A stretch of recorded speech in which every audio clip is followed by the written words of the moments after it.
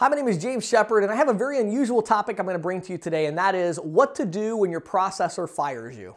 What to do when your processor fires you. Now, why am I making this video? Some of you are thinking, well, the reason is because I've been, having a lot of phone calls, as always, with salespeople, and there's always a reshuffling going on in our industry. Whether it's WorldPay combining with Vantiv's buying out WorldPay, or whatever it is, these like things that are happening all over the place. These combinations. What happens, of course, is that inside salespeople and employees who work for processing companies, they get terminated. Their whole kind of call center gets shut down, and they're calling me and asking, what do I do now? What's my next step? Well, I have a couple of really specific bits of advice for you that I just wanted to share today. So the first thing that I wanted to tell you is that before you take any steps forward, I would encourage you to first take a step backward and actually take a little time to think about a really important question. The question is simply this: do you want to be an employee or do you want to be a business owner? And I want to be absolutely clear that I'm not saying either one of those with any derogatory comments at all. Being an employee, being a good employee is an honorable thing to do. It's an important thing to do. You can make a ton of money doing it, and it's awesome.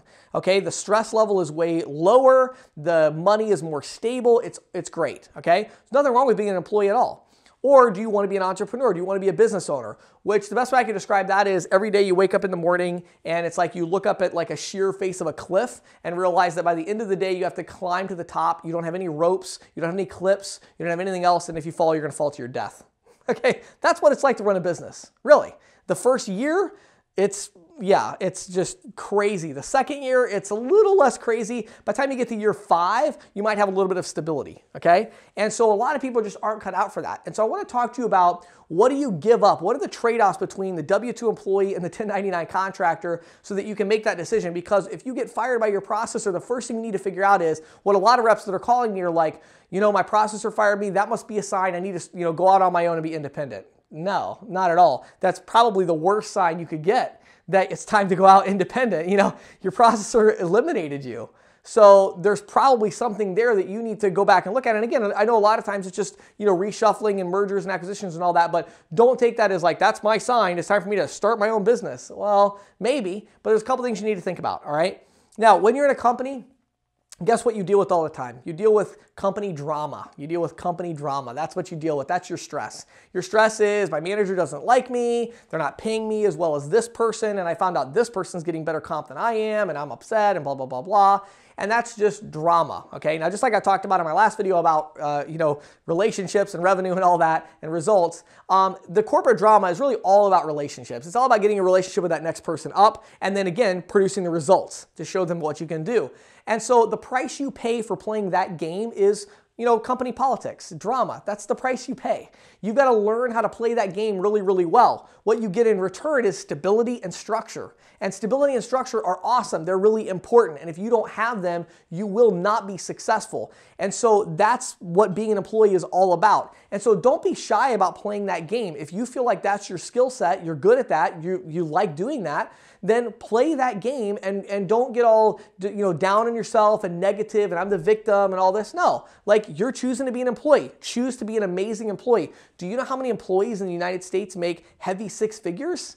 Tons. The vast majority of people that make heavy 6 figures are employees, not business owners. So you can make a lot of money as somebody who's an employee, but you've got to put in the hard work. You've got to be committed. You've got to be building those relationships. You've got to be producing results, and that's a key element. Okay. Now, many times you may even have a relationship with somebody that they all, higher up person, they got let go too because they shut the whole division down, right? Well, where'd they go? Can you go work for them? There's relationships, and so that's really important. Now, if you go on the other side of the employment or the entrepreneur side, the business owner side, well, then you have different options, right? The upside, of course, is that you have more freedom. And the very first test of whether or not you're going to succeed on that side is, do you have the ability to eliminate your freedom as quickly as possible? Okay? What do I mean by that? What I mean is you're going to wake up the next day and like, I think I'm just going to go independent. Boy, that means I have all this freedom. Maybe I should watch Netflix the first half of the day, and then maybe I should go prospecting for an hour, and then I could, go and see my cousin because I haven't seen him for a while. you are going to fail. Go get a job, okay? That's what you need to be successful, and that's nothing against you. That doesn't make you a less valuable person than me, but I know how to completely eliminate my own freedom, and you don't. And you're gonna fail and fall flat on your face if you try to go into business and you don't know how from day one to say, wow, I gotta find a way, whether that's hiring an assistant right off the bat, and you're like, oh, I can't afford to hire an assistant. Hire somebody for 2 hours a day, pay them $10 an hour, and tell them their job is to set your schedule every day, right? And their job is to check in with you to make sure you got everything you need while you're out in the field. You've got to create that structure to eliminate that freedom. So can you eliminate that freedom, and can you live without that stability? Do you have money in the bank? You know, are you going to have a panic attack if your electricity bill is paid 10 days late? Okay? If you don't have money in the bank and you're going to have a panic attack if your bills are paid late, guess what? You're going to be in the psych ward really quickly as a business owner, because you either got to have money, or you either got to have cash, or you got to have this mental brain that can like compartmentalize crazy stuff and just keep focused and moving forward. And if you don't have one of those two things, you're also going to fall flat on your face. So don't take it as a sign of like, oh, my processor fired me. I must be an entrepreneur. No.